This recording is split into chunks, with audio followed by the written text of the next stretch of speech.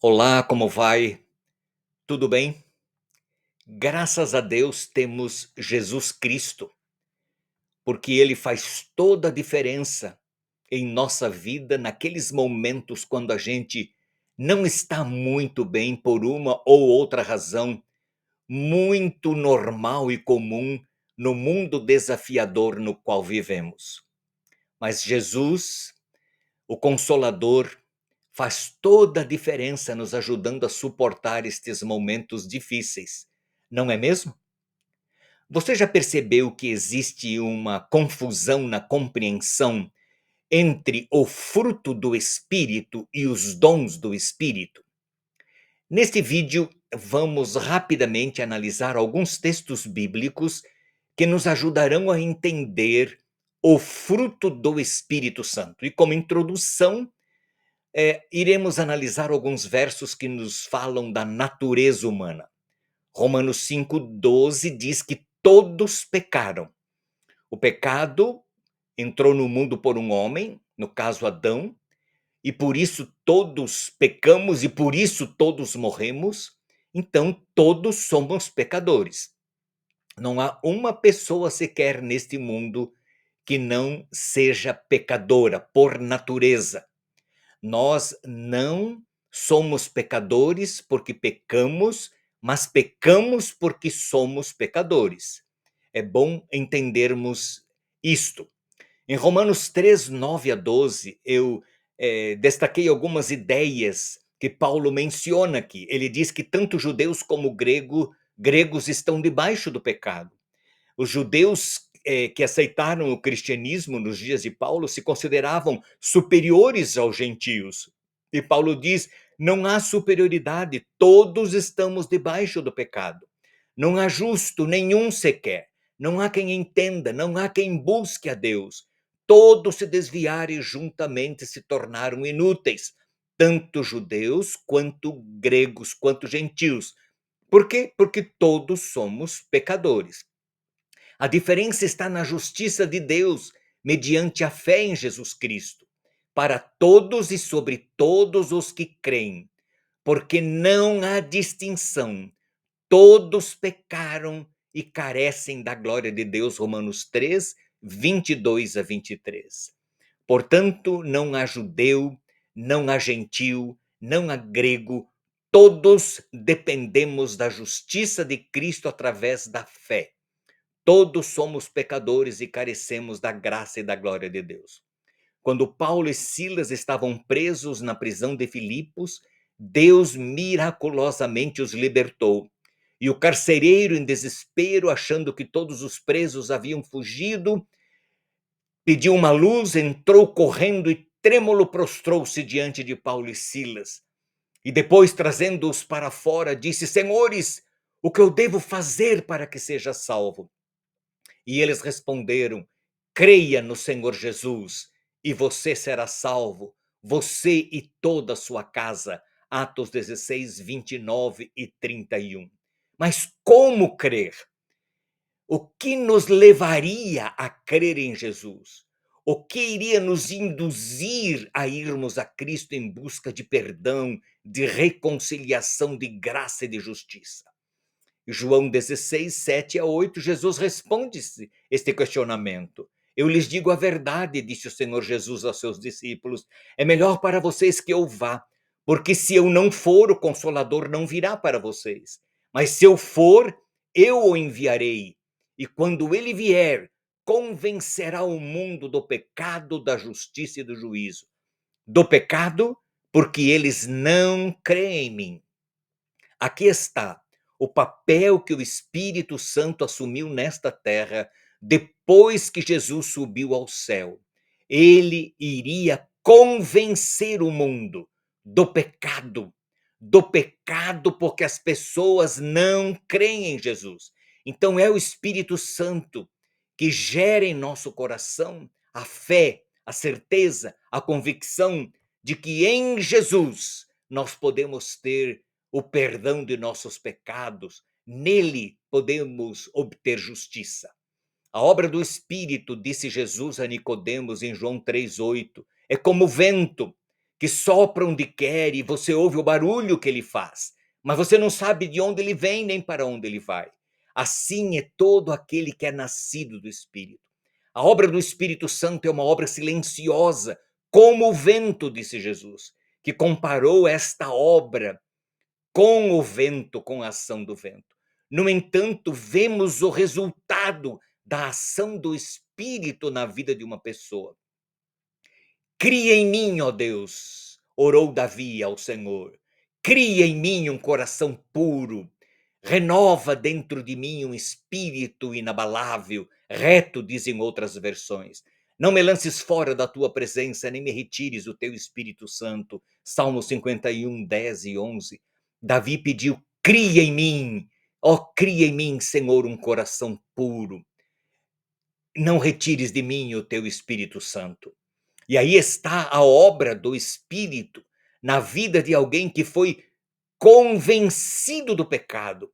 E convencido do pecado, buscou o arrependido, aliás, buscou o perdão, arrependido, confessou seus pecados a Jesus, foi perdoado, recebeu a justiça de Cristo. E agora a obra silenciosa do Espírito é produzir nesta vida o fruto do Espírito. E esse fruto é amor, alegria, paz, longanimidade, benignidade, bondade, fidelidade, mansidão, domínio próprio. E contra estas coisas não há lei. Claro, não existe lei que possa acusar essa pessoa que está em Cristo, que arrependeu-se, que foi perdoada, que está vivendo no Espírito. O papel da lei é condenar, acusar, mostrar o pecado.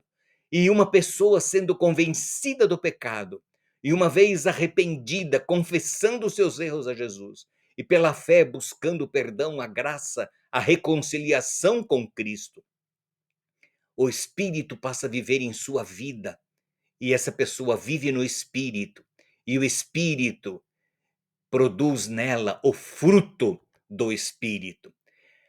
Contrário às ações e às obras da carne, que Paulo apresenta no mesmo contexto de Gálatas 5, verso 19 a 21. Quais são as obras da carne? Ira, dissensão, prostituição, inimizade, discórdia, porfias, glutonarias, bebedice, ciúmes, facções, lascívia, inveja, impureza, feitiçaria, tudo que conhecemos muito bem neste mundo. Estas são as obras da carne. Que carne? Da natureza carnal, pecaminosa que como seres humanos temos. Mas o Espírito, quando vive na vida de alguém que creu em Jesus, que por ele foi convencido do pecado, que se arrependeu, confessou os seus pecados, recebeu a justiça de Cristo e passa a viver a vida no Espírito. Uma pessoa que produzia as obras da carne na sua vida, passa a produzir o fruto do Espírito. Por isso, a palavra de Deus nos adverte: vivam no Espírito, e vocês jamais satisfarão os desejos da carne. A carne luta contra o Espírito luta contra a carne, porque são opostos entre si, para que vocês não façam mais o que querem, mas se são guiados pelo Espírito, vocês não estão debaixo da lei. Gálatas 5, 16 a 18. Amém, amém, amém. Porque a lei condena, a lei acusa, a lei mata. Mas em Jesus, pecadores que vivem no Espírito, não mais satisfazem os desejos da sua natureza carnal, do pecado que reina na sua natureza, mas passa a viver no Espírito, e vivendo no Espírito, produz não as obras da carne, mas o fruto do Espírito. Esta é a diferença, e esta é a maior evidência de que alguém tem o verdadeiro Espírito Santo de Deus. Os que são de Cristo Jesus crucificaram a carne com as suas paixões e os seus desejos. Eu não consigo fazer isso sozinho, mas o Espírito pode fazer isso em mim, se eu permitir, se eu desejar, se eu rogar que ele realize esta obra em mim. Se vivemos no Espírito, andemos também no Espírito. Gálatas 5, 24 a 25. Então, andar no Espírito não é andar debaixo da lei, não é viver a natureza carnal, não é transgredir a lei. Quem transgride a lei está debaixo da lei, da condenação, do pecado. Então, viver no Espírito é ser livre, E aí o Espírito produz na vida desta pessoa o fruto do Espírito, a verdadeira evidência de que alguém tem o Espírito Santo. Jesus advertiu os seus filhos em Mateus 7, 15 a 20, cuidado com os falsos profetas. Eles se apresentam a vocês disfarçados como ovelhas, mas por dentro são lobos. Pelos seus frutos vocês os conhecerão. E Jesus diz que não se pode, uma árvore boa não produz frutos maus e uma árvore má não produz frutos bons. Pelos seus frutos os conhecereis. Quer saber se alguém está vivendo no Espírito? Quer saber se alguém está revestido com a justiça de Cristo? Quer saber se alguém creu em Jesus, se arrependeu, confessou seu pecado e vive agora uma nova vida, uma nova natureza em Cristo Jesus, é uma nova criatura? Olhe pelos frutos de sua vida. E nós saberemos, e nós conheceremos. Há muitos que se disfarçam, mas o disfarce não se mantém por muito tempo, porque é só olhar, examinar, perceber e analisar o fruto desta vida.